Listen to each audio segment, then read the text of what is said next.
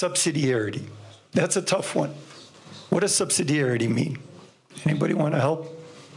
It's bringing responsibility and authority down to the lowest level, which gives people dignity, it gives them the right to decide, but it also makes them responsible. And that's what the Ukrainian army is. It's not top-down. We've read about that in all the reports. And the fourth point is common good. The sense of the common good, working together, realizing that this battle is not only Ukraine's battle, but it's a battle for freedom in the world. It's not a coincidence, Zanny, that these are the four principal points of Catholic social doctrine, which have been enunciated by Metropolitan Sheptytsky for the first half of the 20th century, continued in the underground church. The head of the Greek Catholic Church, Lubomir Huzar, minority church, 8%. He became the #1 moral authority.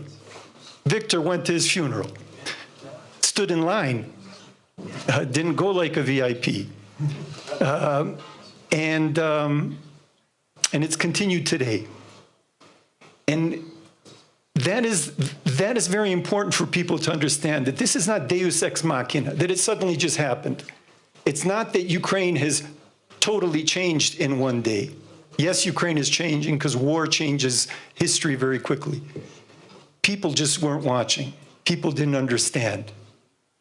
Often it's because people look at money, power, factories, cars, infrastructure. But there's more to human life than that. There's the soul, there's the heart. So in your view, it's the underlying values that underpin your faith coming out. Olena, I'm sure you would agree with that, but are there areas and ways in which you think that Ukraine has changed, and that perhaps it is these underlying values coming more to the fore, but in what ways do you think your society has changed? Мені здається, ми просто більше, як каже I think, like His Eminence is saying, we've come to understand ourselves better. You can compare it to the situation whereby a person faces a terminal illness, but then they recover and they start valuing every minute of their lives. So we live day by day, and we value every day. A lot of foreigners were stunned when they saw cafes, restaurants being open last summer. People were in the streets enjoying life, and they asked us how come that people live this calm life in a country at war. But it is possible because we value every day. We value every person by our side. We have become a human-centric country. We understand that tomorrow we might lose our nearest and dearest, so we have to give them our care and love today. And we know that when our children go to school, we are looking forward to their coming back, because there is an opportunity, a possibility, minute as it might say, that they would never return. And I hope that we will preserve this feeling of unity and of enjoying life every minute after the war. In the process of recovery of the country, we will be rebuilding it as an inclusive society that heeds interests of every person, people with disabilities, people with fewer opportunities, and we should build back better, and I'm sure that it will be so. A human-centric country that will be inclusive in its rebuilding. I want to touch on one element, though, that is, I think, often talked about. We're at the World Economic Forum. There's a lot of talk about economy. There's a lot of talk about the military side. But one aspect that I think is perhaps spoken about less is, what is the consequence of this on the society and on the mental health of Ukrainians, on the way Ukrainians are behaving, and frankly, what scars will be left from this? And maybe I could ask you first, Olena. I love the idea of an inclusive, human-centric Ukraine, but how much do you worry about the long-lasting consequences of what you are going through?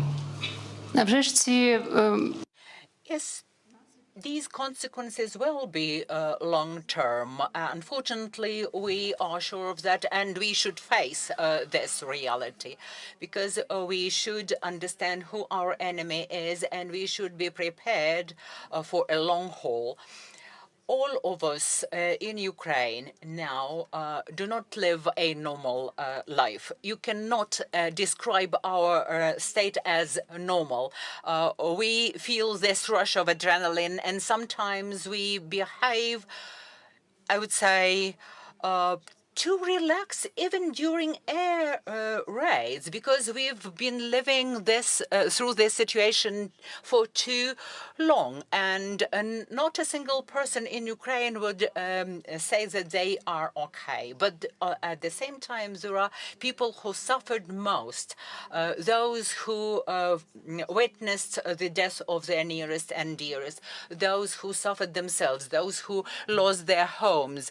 All of that has been caused by the war, and these wounds, this trauma will stay with us for decades to come.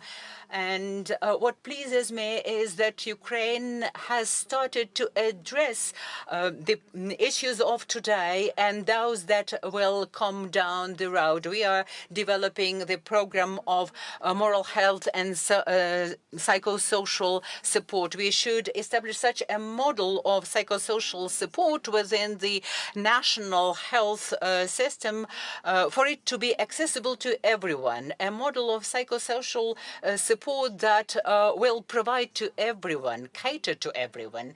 And if you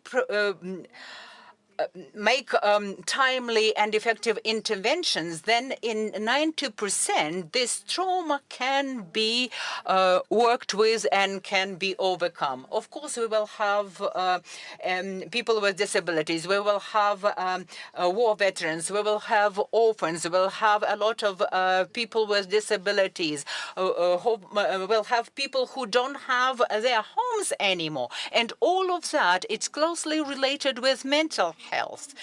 Today, we are here in Davos at a financial and economic forum, but mental health is not just a public health issue. It is the social issue because it entails asocial behavior, it entails abuse of substances, suicidal sentiment, etc. So we should realize that we are in for it, and we will have to address all of those issues tomorrow and down the road.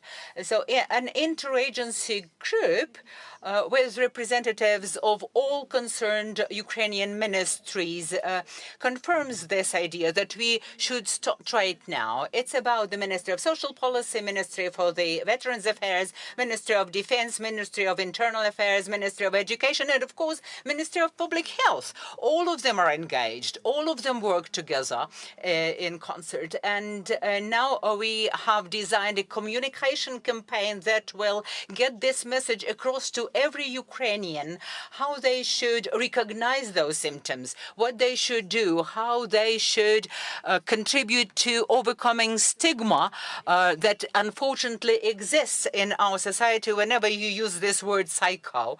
And we are doing our best to prevent those potential aftermaths. And for the Archbishop on the same subject. Дуже дякую, що нагадали мені. Thanks a lot for reminding that to me. Your Eminence, you are the president of Ukrainian Catholic University, which is engaged in the national program of mental and psychological health, for which we are extremely grateful to you and the university. So they are developing treatment protocols, medical protocols, etc.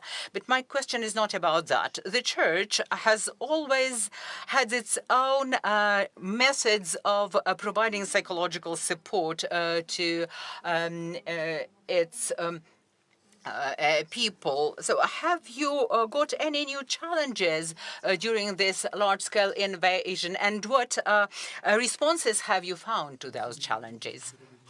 I think you've named the challenges. The challenges facing everybody, the church included. What are the answers? They are in a process, but there's a fundamental approach to the answer. The trauma, the orphans, the amputees, the psychological distress, the destruction, all of that is the result of evil. And I've been reflecting a lot about this because my parents lived through the Second World War. They were under Nazi and Soviet occupation. They saw the horrors of the Holocaust. My aunt, who's 94 years old in New York City, still tells me how she brought water to the prison and washed the bodies of dead people so that relatives could recognize them. That war took 6 years. There were 7 million residents of Ukraine killed. And then they were refugees for another 5 years. And there's a lot of people who are children or grandchildren of that generation. And they went forward. They gave life. They rebuilt in Ukraine and outside of Ukraine. How do you do that? How do you do that? What is the destruction and what is life? From the first pages of the Bible, we have an answer. God is the giver. He gives Adam and Eve everything. You have everything. Just don't take from that tree because you will die. What does Adam do? He grabs. He takes. He moves away from the life of the gift to the life of the grab. Putin is living the ultimate grab. There's not enough. 11 time zones is not enough. You know, Russia's 28 times as big as Ukraine. You need the 29th part. How much can you eat? How much can you consume? That is evil. And it leads to genocide. It leads to war crimes. The only way to heal is through patient love, to live the give. And already this solidarity, this subsidiarity, the common good, the value of the God-given dignity of a person is the life for the other. So that is a foundation. The psychology, the church life, the business friends, my dear friends, the business, the economy has to be for the other. And there's nothing better than giving. Some people are really discovering that. Isn't it great to give? There's nothing better than to give. If Ukrainians give, if you non-Ukrainians give to help Ukrainians, you will see this country is going to be an economic tiger. It's going to be an ecological model. And it will be a place for moral inspiration, not only during war, but during peace. To live the gift, to give, and not to grab. It's hard to even ask a question after such a powerful...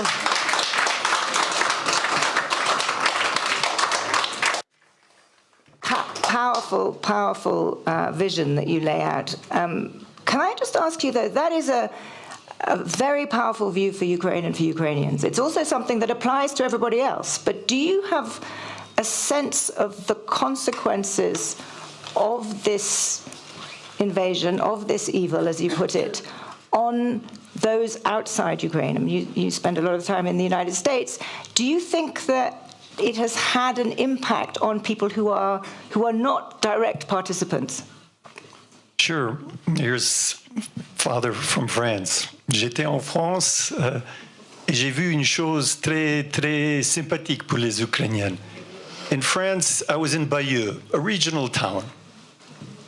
It was night. I walk up to the cathedral. It's open. There's an open house, a light show. You walk in, there's a Ukrainian flag by the European flag, and people are praying. I walk out, there's City Hall. And in the shade, I see there's 15 flags. Flag of France, a flag of the European Union, a flag of Bayeux. And on both sides, 6, a total of 12 Ukrainian flags. Bayeux. There's nothing Ukrainian in Bayeux. There's no connection with Bayeux. And the king of Queen was not in Bayeux. Maybe if this was Reims. But Yeah, there's little flags in front of the houses in Pennsylvania. It's a big wake-up call, Danny. The world in the 21st century, when everything is almost up for grabs, everything's transactional. We live in a post-truth world, often politics, alternative facts in journalism or propaganda. Not all, but. And all of a sudden, somebody is saying somewhere, oh, no. It's not that simple. This is good, and this is absolute evil. That is true, and this is false. And you know what? I'm going to risk my life for it. You know, kids in Paris are not going to give their life for the European flag, but they're looking up. Politicians are looking. Maybe it's not just the business deal with the, Northern Pipeline. Maybe we need to maintain principles. Maybe we can't always sell out for the bottom line. And I think that's what Ukraine is saying to the world. And the world is interested. Yeah. And that sense that there are values worth fighting for. That there are moral, objective things. Because the big question is, do we live in a time of moral subjectivity when you can argue for anything? But I think that you put your finger on something very, very powerful, and that is something that I recognize in countries far beyond Ukraine. But one consequence, you spoke earlier that one of the lessons of this was that you needed love. But these are, at the same time you say we have learnt the need to fight against evil. And I sort of want to put those two together and ask how a society afterwards, there is evil that you are fighting, but in the aftermath, you want to create an inclusive society that is positive. Can you put those two together for me? And, there are now perceptions. Ukraine used to, view Russia and Russians very, very differently than it does now. Talk me through how, after this war, the new Ukraine will feel about its neighbor, about Russians. How do you see that, Olena? That's a tough one. We are in a situation whereby we cannot find any empathy to the enemy, which is quite natural, I think.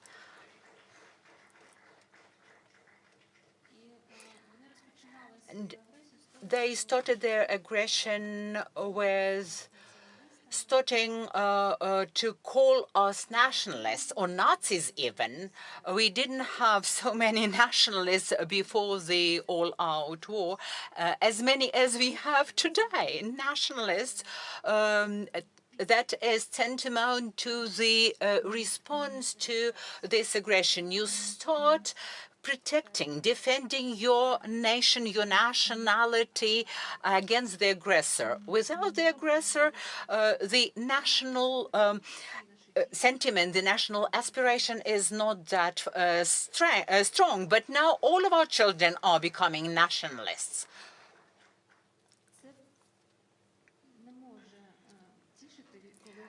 This cannot make you happy when your children can tell the sound of a missile flying in from the sound of the Iranian drone. But our children can tell the difference between the two sounds. And of course, they have got no empathy to the Russian leaders, to the Russian military, to the Russian citizens as well. When will it change? It can change when this country, which is unfortunately our neighbor, realizes at last that they have to repent. They have to undo this evil that they brought to our country. And we don't know how long it's going to take.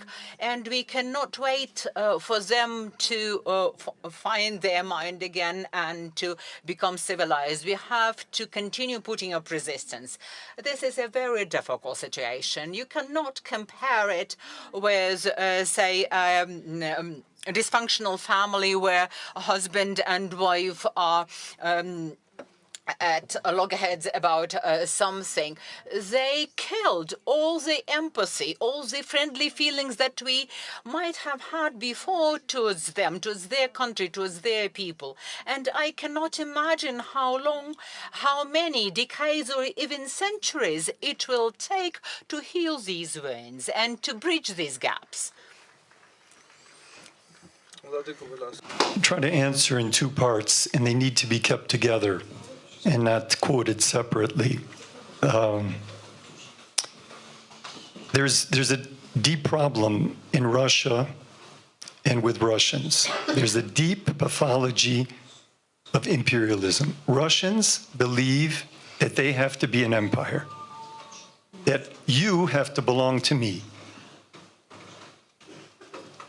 Ukrainians today are saying, you know, Americans are not going to be colonies of the Brits. Uruguay's not going to be a colony of Spain, Algeria, France. Blacks are not going to be the slaves of whites. It's over. Now, the Russians need to understand that. But when not only Putin, the whole political elite, the business elite, 700 university presidents signed a petition supporting the war. Not a single bishop out of 300 Orthodox bishops has stepped out against the war. And Patriarch Kirill uses jihadist language, saying, if you go and die killing Ukrainians and get killed, your sins will be forgiven. This is a deep, deep problem. It's not one man. This whole idea that it's just Putin needs to be, it's another illusion. Another illusion. Get it out of your head. Tell others to get it out of their head. There's a deep pathology in Russian culture. It's in Russian ballet, it's in Russian literature, it's in Russian schools, and it needs to be dealt with. Now, can it be dealt with? I believe in miracles. I believe in conversion. I believe maybe I will convert someday. You know, in 1942, Robert Schuman started thinking and writing, how will we French live with the Germans after the defeat of the Nazis? Now, that wasn't something for a discourse in 1942. The war had to be won. Not only the war had to be won, the Nazis had to be defeated. The pathology had to be named, it had to be judged, it had to be condemned and sentenced by a Nuremberg trial.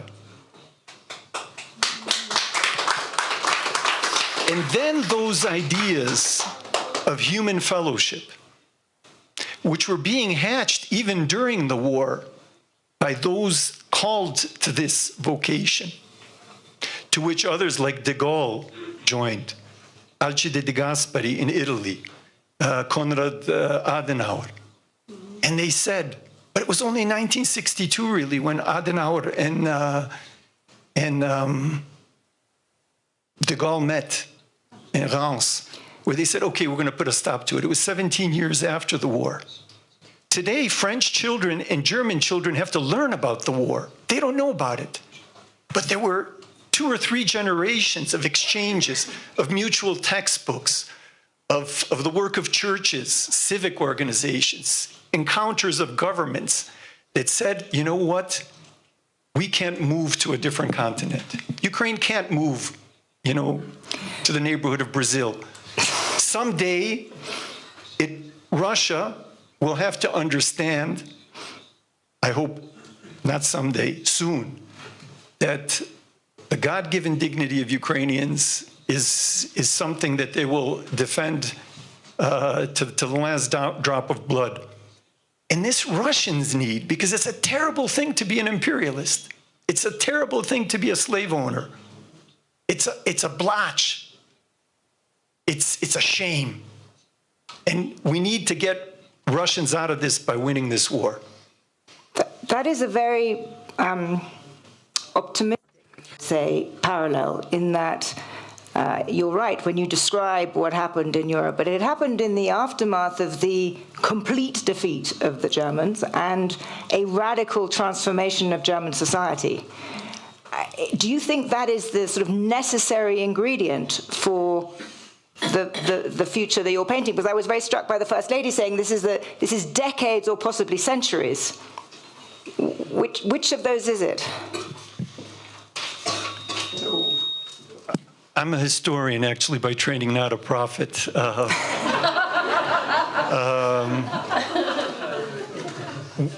I think we can learn. I think it's very simple, and we're seeing it in American history. You know, the scars of slavery are still there. 150 years after the Emancipation Proclamation, over 50 years after the civil rights laws of the 1960s, we still have deep, deep problems. These things, you know, it's hard to outlaw sin. And sin is that grab. And that's why we have to get on our knees. That is why we need to repent. That is why we need to say, I'm sorry, I'm wrong. And until that becomes also a part of our political language, you know, was it Willy Brandt who knelt? That was important. Maybe that was a secular, you know, secular kind of a penitence. But it can't happen otherwise. It can't. It's not possible. Otherwise, there will be this aggression. There will be these pretenses. There will be whole political systems, academic programs, cultural, you know, expressions built on a false and very dangerous foundation.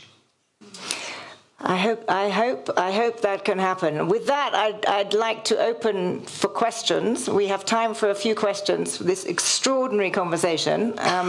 Be part of it. There's a microphone. Please put your hand up. Lady there. Yes, right there in the grey jacket. Hello. Thank you for this insightful discussion.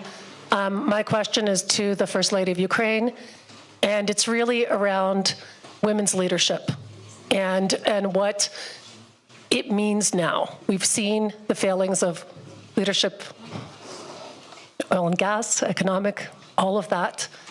And women's voices, women's leadership, what do you see going forward and the need for that? Дякую за запитання. Thank you very much for your question. I think it is a natural process when the role of women is growing in the society of today. We see the aftermath of underrepresentation of women.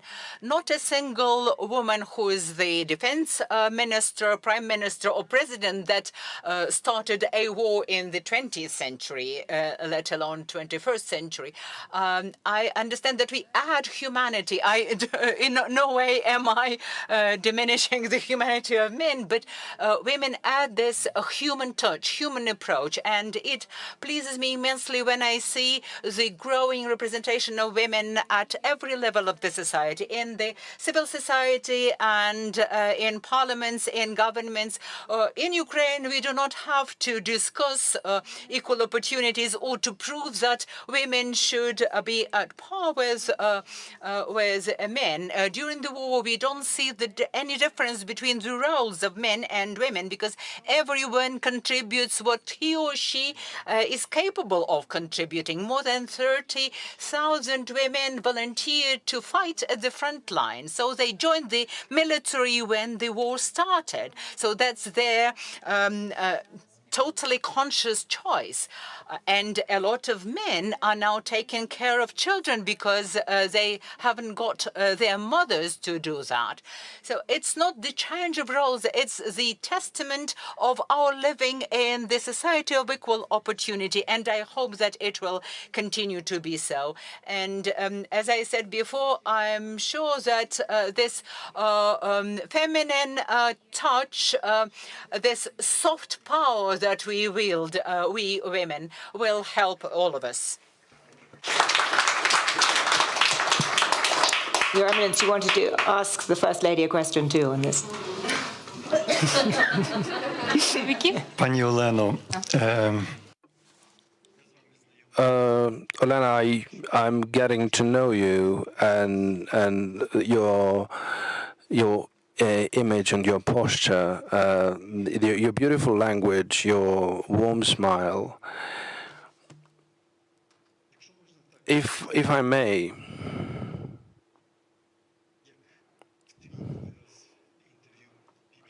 as you mentioned in the interview to BBC, that you are addressing thousands as if there were only three people. If you could address millions of mothers in China and India, in southern America, could say something about Ukrainian children and what these people can do to build the support for Ukrainian children.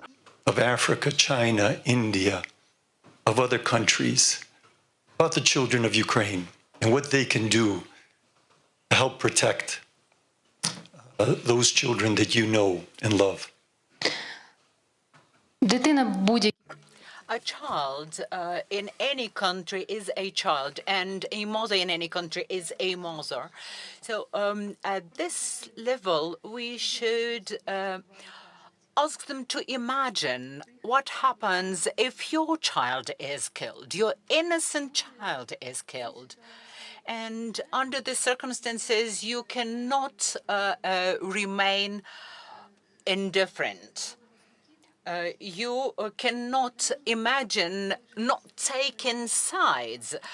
You cannot imagine failing to cry together with Ukrainian mothers, standing on the sidelines. So I want them to feel our pain and to make sure that their politicians realize that when innocents suffer, it means that the world is not fair, that the war is not just. And it is very easy now to take sides. Either you stand for violence and evil, or you stand for the good and you defend your people.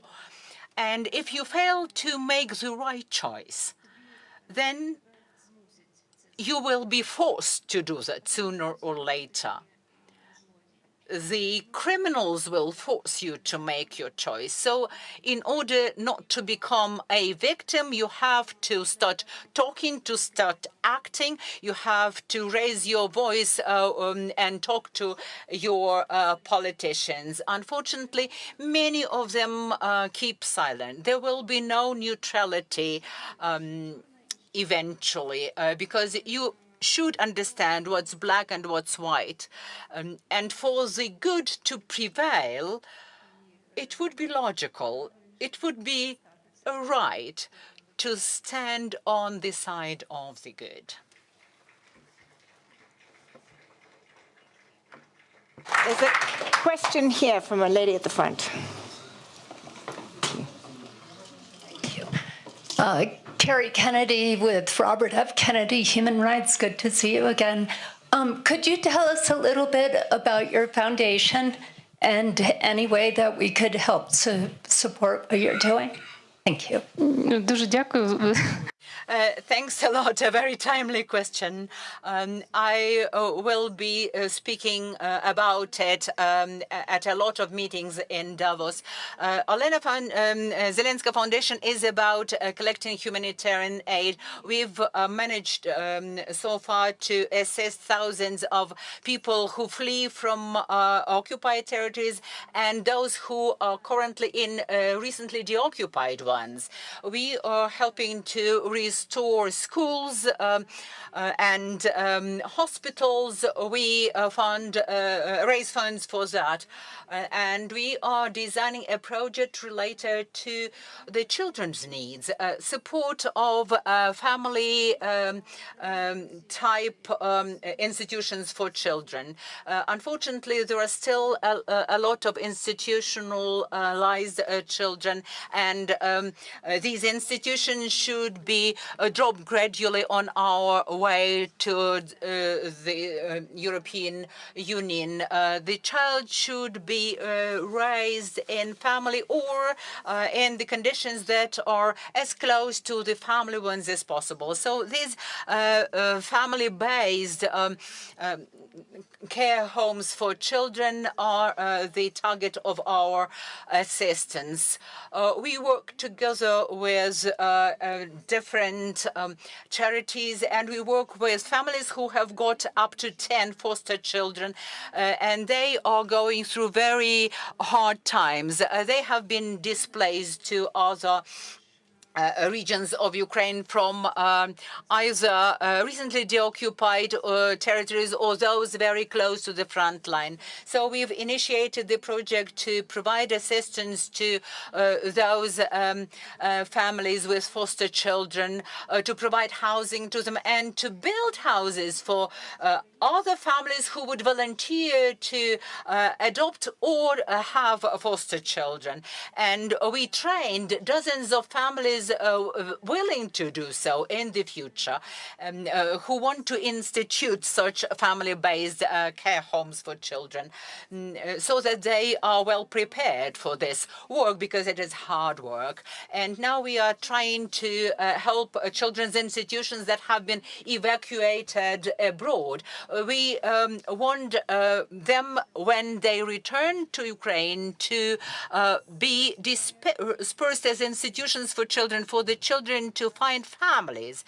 You know that now, because of the combat actions, a lot of children remain orphans, and we have to concentrate political, economic, and financial effort to support these forms of raising children. And I'm looking for partners here in Davos to support us financially and to support us with construction materials. We need the houses that will be energy efficient and energy independent, that will have actually shelters, which is a necessity under the circumstances of Ukraine today.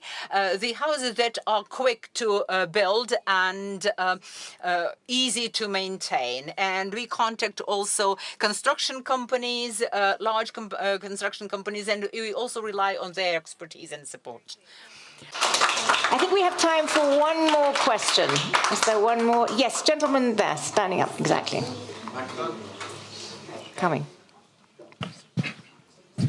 Hi, I'm from Washington, D.C., and I've been working for 3 Ukrainian humanitarian organizations in the United States to raise millions of dollars for ambulances and other relief, especially helping the orphanages. And what I've noticed recently, the average American has contributed almost $80 out of 350 million people. That's not a bad average. But what I've noticed recently is there's Ukraine fatigue. Yep. Everybody was really hoping this war would be over by now, and they're wondering why it's not. That's not an answer for you all. How do I keep my donors inspired, excited about giving and helping Ukraine? That is a very, very good question. Maybe first we'll go to the Archbishop and then to you, Olena. How do you counter Ukraine fatigue? How do you keep the donors inspired? I'll start from the second question. And you can't do this with 300 million people, but the best way to get your leaders fired up and keep them fired up is to go to Ukraine, to visit. And not only Lviv, but, you know, to go to Kyiv, to Bucha, and if possible, to Kharkiv and other places in the east. I think everybody that's been there receives such inspiration that, you know, lasts for a long time. It's natural. It's natural, you know, for our attention to wane. We live in a time of very, very short attention spans. I think Hollywood now for children's movies makes scenes no longer than 3 seconds or 2 seconds because it has to be switched all the time. So I would say it's a miracle that Ukraine is still on the front pages. It's not only a miracle, it's the devastation, it's the clarity, the black and white clarity. We just have to work. And those of us who are engaged in it have to work harder. Because we might think that, we've been working so hard. But as long as we do what we can do, today, we can go to sleep and say, Lord, this is your world, take over. We shouldn't beat ourselves, we need to be realistic. But I believe that, the world is making a difference. You've collected millions, I've collected millions, other people have collected millions, maybe tens of millions. But with a stroke of a pen, the President of the United States mandated billions. We have to keep working with the politicians. The politicians, that they don't make stupid choices, short-sighted choices. That's the real strategic thing. Because I don't know how much, you'll do the math later. The two aid packages, it's close to 100 billion already. That's divided by 300 million, that's probably $10,000 per American, or something like that. I might be wrong by a zero. Not quick enough. So let's just keep on working.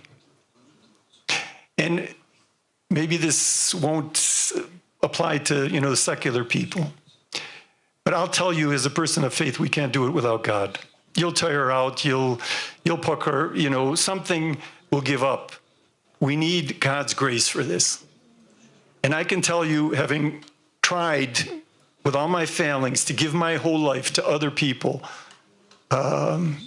every time I get tired, after every decade, after every failure, when I pray, the Lord gives new strength, and I hope to keep going forward.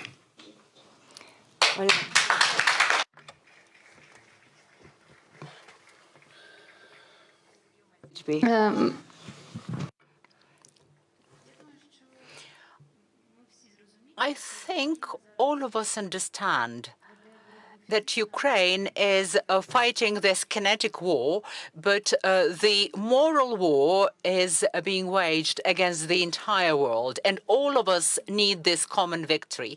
I will tell your daughters something like this. If you are tired, if you feel this fatigue, you can just take a rest or take a break. But imagine what happens if Ukrainians take a break, if they get tired and they stop and say, okay, we do not go on, be what may. Just address this issue on your own, we will go. Say to America, to Australia, to Europe, and then Europe will be left to its own devices.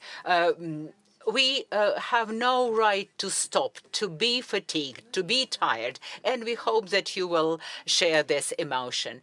Another aspect is totally practical. You've provided us with so much help, and if you stop now, it will mean that all the previous help was totally in vain. One cannot stop extinguishing the fire when half of the house is in flames. Otherwise, the entire house will burn down. And it will mean that you either do everything or you do nothing.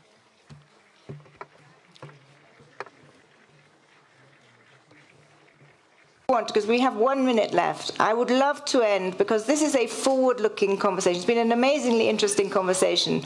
Paint me briefly a picture of the Ukraine that emerges from the end. Just pick out one or two things of what there will be in the Ukraine that is you are creating through this extraordinary, difficult episode. To me, it is a country of my dream.